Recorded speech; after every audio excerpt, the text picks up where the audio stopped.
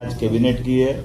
मुझे इस बात की प्रसन्नता है कि हमारे मंत्रिमंडल के सभी माननीय मंत्रीगणों के साथ, माननीय उप मुख्यमंत्रीगणों के साथ, और हमने जो निर्णय किए हैं वो भी मां अहिल्या के उस शासनकाल को स्मृति में रखते हुए आज का दिन ऐतिहासिक बनाने का प्रयास किया गया है। मुझे इस बात की प्रसन्नता है कि आज जब हम यहाँ अहिल्या माता की नगरी में आए तो सबसे पहले हम मां अहिल्या के उस किले में उनकी राजगद्दी को नमन करते हुए मां नर्मदा के पूजन आशीर्वाद के बाद मीटिंग में गए, और खास करके दोनों पक्ष के हमारे होलकर वंश के यहाँ के रिचर्ड साहब जो वर्तमान में राजगद्दी के उत्तराधिकारी हैं, और मां अहिल्या के मायका पक्ष से हमारे राम शिंदे जी जो चेयरमैन महाराष्ट्र लेजिस्लेटिव काउंसिल के भी माननीय अध्यक्ष हैं, वो हमारे बीच मौजूद हैं और मौजूद थे, जिनके आधार पर हमने अहिल्या माता के दोनों वंशों से जुड़कर के इस भावना को प्रकटीकरण किया है। कुछ निर्णय आज हमने और अहिल्या माता को दृष्टिगत रखते हुए किए हैं। एक तो खास करके हमारी अपनी सामाजिक समरसता की भावना का जो अहिल्या माता का भाव रहा है, इसी आधार पर डॉक्टर भीमराव सामाजिक विज्ञान विश्वविद्यालय को 25 करोड़ राशि देकर के हमने हमारी जो अंबेडकर विश्वविद्यालय महू में है, इसका विधि संकाय को और अन्य आधारभूत संरचनाओं के लिए ये राशि देने की घोषणा की है, जिस आधार पर हमारा अंबेडकर विश्वविद्यालय और अच्छा हो। आपकी सबकी जानकारी में रहेगा, डॉक्टर भीमराव अंबेडकर की जन्मस्थली महू है और हमारी सरकार भारतीय जनता पार्टी की पूर्ववर्ती सरकारों ने ही उस स्थान को एक तरह से तीर्थ स्थल के रूप में विकसित किया है। लेकिन उसके साथ साथ वहां के विश्वविद्यालय का भी अंबेडकर जी का चूंकि शिक्षा में बड़ा योगदान है, और आज हमने निर्णय किया कि लॉ में भी उनकी बड़ी भूमिका है, तो विधि संकाय के साथ उसको एक्सीलेंस, सेंटर ऑफ एक्सीलेंस के नाते से भी विकसित किया जाए, इस दिशा में हमने आज निर्णय किया है। कुछ निर्णय और भी किए हैं, जैसे एक निर्णय हमने किया है कि विशेष परिस्थितियों में माननीय मंत्रीगण भी ट्रांसफर कर सकेंगे। इस विषय को आज हमने कंप्लीट किया है। हमारे खास करके विधिवत तो ट्रांसफर पॉलिसी बाद में आएगी, लेकिन इसमें विस्तारित रूप से करने के पहले हमारे माननीय मंत्रीगण अपने विभागों के अंदर सुव्यवस्था स्थापित करने के लिए इस पे काम कर सके। मां अहिल्या की जब बात कर रहे हैं तो कल्याणी विवाह को भी प्रोत्साहन देने का निर्णय किया है। हमारी विधवा बहनें या परित्यक्ता बहनें अपना पुनर्जीवन एक विवाहित रूप में आगे निकाले, इसलिए मुख्यमंत्री कन्यादान योजना तो चलेगी, लेकिन खासकर हमारी सरकार इस दिशा में कल्याणी बहनों के जीवन को बेहतर बनाने की दिशा में पूरे प्रदेश में इस अभियान चला करके इसमें प्रति विवाह 2 लाख की धनराशि जो हमारी इस योजना का हिस्सा रहेगी, इस पे हम काफी काम करने वाले हैं। खासकर बीच में ऐसे निर्णय तो बहुत सारे हैं, जैसे हमने आज अपने 3 नए जिलों में हमने चिकित्सालय की बात की है, तो पीएम एयर टैक्सी के माध्यम से कल जो आर्गन डोनेशन का बड़ा प्रयोग हुआ है भोपाल में, जहां हमने ग्रीन कॉरिडोर बनाकर जबलपुर से एयर टैक्सियों का उपयोग करते हुए दोनों तरह से ब्रेन और हार्ट ट्रांसप्लांट करने में सफलता पाई है। ये बड़ा निर्णय है। मैं मान के चलता हूं कि हमारा चिकित्सा विभाग और ये जो शासन की योजनाओं के समेकित रूप से इसी प्रकार के प्रयास चलना चाहिए। आज एक और निर्णय हमारा किसानों से संबंधित हुआ है। हमारी लोकमाता के जमाने में भी उनने किसानों को कुएं से पानी लेकर के खेती को प्रोत्साहन देने के निर्णय किए थे और बगीचे लगाने के लिए प्रेरित किया।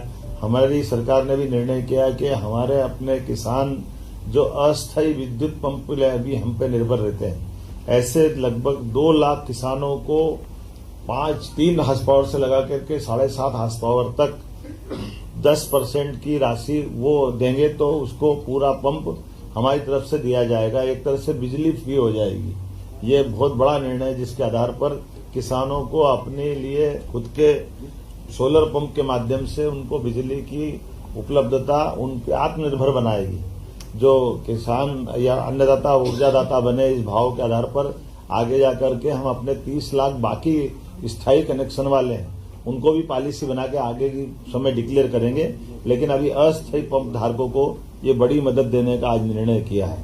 मैं उम्मीद करता हूं इसी के साथ साथ जो एक बड़ा निर्णय हुआ है मंत्रिपरिषद के माननीय मंत्रीगणों के बीच में, कि हमारे बीच में ये जो कल डॉक्टर भीमराव अंबेडकर सेतु की जो सौगात भोपाल में दी है, इसके बाद 180 करोड़ की लागत से एक नया सेतु और भोपाल के लिए मंजूर किया गया है, जिसके आधार पर भोपाल की जो खासकर अपने आवागमन के लिए यातायात की दृष्टि से वो बावड़िया भाऊ है ना, बावड़िया भाऊ क्या बोलते हैं, बावड़िया कला, ये हमारी श्रीमती कृष्णा गौड़ जी की विधानसभा के पास का हिस्सा है, लेकिन यातायात की दृष्टि से इसका बड़ा एक लाभ मिलेगा। तो कुल मिलाकर के जब ग्लोबल इन्वेस्टर समिट हम कर रहे हैं भोपाल में, तो भोपाल की होने वाली ग्लोबल इन्वेस्टर समिट का भी प्रेजेंटेशन, पावर प्रेजेंटेशन के माध्यम से पूरा माननीय मंत्रीगणों के सामने सीएस और पीएस ने रखा है। जब हमारे प्रधानमंत्री 24 तारीख को पधार रहे हैं, तो 24 और 25 के होने वाली ग्लोबल इन्वेस्टर समिट में वो कैसे सफल हो, सब विभागों का तालमेल कैसे हो, हमारा राज्य लाभान्वित कैसे हो, ऐसे अलग अलग प्रकार की और 25 से ज्यादा नीतियों को भी ला करके हमने आज कैबिनेट में 2 नीतियों से शुरुआत की। हर विभाग की सुगमता के साथ व्यापार व्यवसाय में बढ़ावा देने वाली और कुल मिलाकर के राज्य की अनुकूलताओं से बाकी लोग लाभान्वित कैसे हो और राज्य भी लाभ कैसे उठाए, इस दिशा में हमने बड़ा निर्णय किया है। आज ये गेमिंग से लेकर के एक और खास करके और आखिरी एक बड़ी जिसके आपको सबको इंतजार है, हमने तय किया कि धीरे धीरे करके राज्य से आगे जाकर के शराबबंदी की तरफ राज्य बढ़े। उस सिलसिले में हमने नीतिगत निर्णय लिया कि पहले चरण में जो 17 हमारे अलग अलग प्रकार के नगर हैं, उन नगर से नगर पालिका, नगर परिषद, नगर पंचायत, इनके अंदर शराब की दुकानें बंद कराएंगे और इन दुकानों को दूसरी जगह शिफ्ट भी नहीं करेंगे। ये हमेशा के लिए बंद कराने का इसमें निर्णय किया है।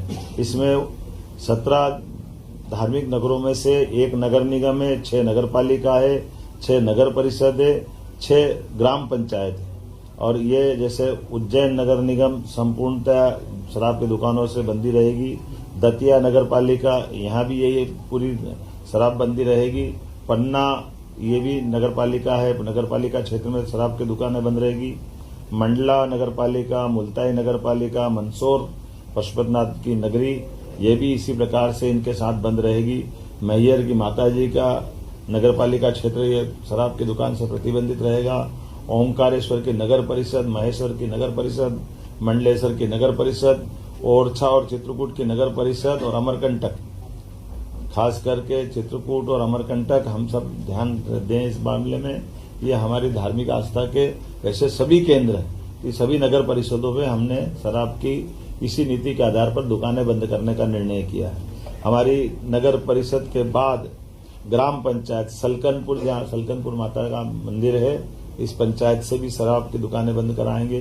बरमान कला ग्राम पंचायत, लिंगा ग्राम पंचायत, बरमान खुर्द ग्राम पंचायत, कुंडलपुर ग्राम पंचायत और बांदकपुर ग्राम पंचायत, ये ग्राम पंचायतों से भी हम शराब की दुकानें बंद करेंगे। आपकी जानकारी में रहे कि मां नर्मदा के तट के दोनों तरफ के 5 किलोमीटर के दायरे में शराबबंदी की जो पूर्वत पॉलिसी है, उस पॉलिसी को भी हम जारी रखेंगे। इस पॉलिसी में कोई बदलाव नहीं आएगा। कुल मिलाकर के प्रदेश भर से जो मैंने आपके बारे में बताने का प्रयास किया है कि हम ये शराबबंदी का हिस्सा चलेंगे। एक मुख्य कारण यहाँ की बैठक करने का और भी था, कैबिनेट की बैठक का, जो नारी सशक्तिकरण की दिशा में हमारे यशस्वी प्रधानमंत्री की जो भावना है, गरीब, महिला, किसान और युवा, ऐसे में युवा और किसान की पॉलिसियां हमने मिशन मोड में पिछली कैबिनेट में लाए थे।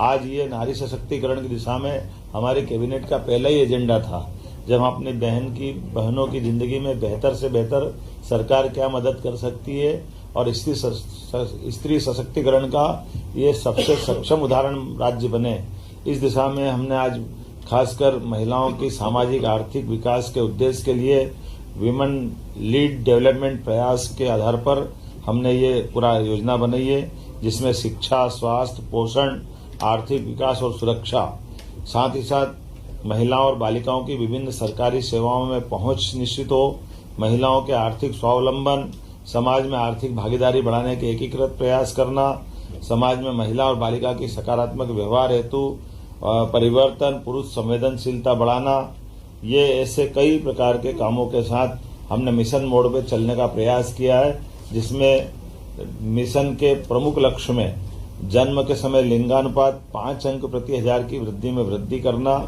बालिकाओं की 10 और उससे अधिक वर्षों की स्कूली शिक्षा में 5% की वृद्धि करना, मातृ मृत्यु दर में 10 अंकों की कमी लाना, महिलाओं के विरुद्ध अपराध में 5 अंक की कमी लाना, बाल विवाह में 5% की कमी लाना, महिला श्रम भागीदारी 3% की कमी लाना और मिशन के प्रमुख घटक में स्वास्थ्य और पोषण, शिक्षा और जीवन कौशल, आर्थिक स्वावलंबन, सुरक्षा और संरक्षण, संवाद से व्यवहार परिवर्तन इत्यादि कई प्रकार के ये मिशन मोड के प्रमुख घटक हैं। उम्मीद करेंगे नारी सशक्तिकरण की दिशा में यशस्वी प्रधानमंत्री श्रीमान नरेंद्र मोदी जी की भावना के अनुसार मध्य प्रदेश अपने बहनों की जिंदगी को बेहतर करने के लिए योग्य भूमिका निभाएगा। ऐसे और कई सारे विषय हैं, लेकिन आज तो आनंद है इस बात का कि आज पुनः 300 साल पुरानी राजधानी चैतन्य हुई है। हमारी राजधानी का वो जो पुराना गौरव होलकर साम्राज्य का समय का आज वो हमको अपनी आंखों के सामने दिखाई दे रहा है। होलकर साम्राज्य का तो यद्यपि सांस्कृतिक क्षेत्र बहुत बड़ा था, लेकिन भौगोलिक क्षेत्र छोटा था, लेकिन आज पूरे प्रदेश को लेकर के सारे निर्णय हमने दूरगामी दृष्टि से यहाँ लिए हैं। तो माँ अहिल्या माता का भी और माँ नर्मदा का आशीर्वाद भी हमारे साथ है। इस गौरवशाली क्षण में आप सब साक्षी बने। मैं प्रदेशवासियों को, देशवासियों को बधाई देना चाहूंगा, जिनके माध्यम से पूरा काम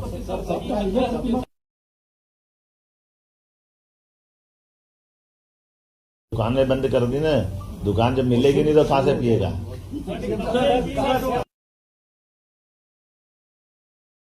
ये तो घोषित रूप से बोला हमने। आप प्रसाद ले जाओगे ना। जिला बनाने के लिए लागू कब से कर रहे हैं आप? देखो, परिसीमन आयोग हमारा काम कर रहा है। परिसीमन आयोग अपने भविष्य की दृष्टि से जिले, तहसील, संभाग और ग्राम पंचायत तक का विचार कर रहा है। तो वो परिसीमन आयोग की रिपोर्ट आने के बाद इस सब बारों में निर्णय होगा। इसी ये बजट सत्र के समापन के साथ और हम उम्मीद करेंगे कि जहां जहां भी हमारी ये घटना जहां शराबबंदी हो रही है, वहां की बहनों के और धार्मिक संगठन के, बड़े पैमाने पे सामाजिक संगठनों के सबके फोन, समाचार, इतनी उत्साह उमंग है कि ये हमारे लिए इस जो नीतिगत निर्णय हमने लिया है, हमको लगा कि ये निर्णय वाकई में बहुत जनता के दिलों को छूने वाला है।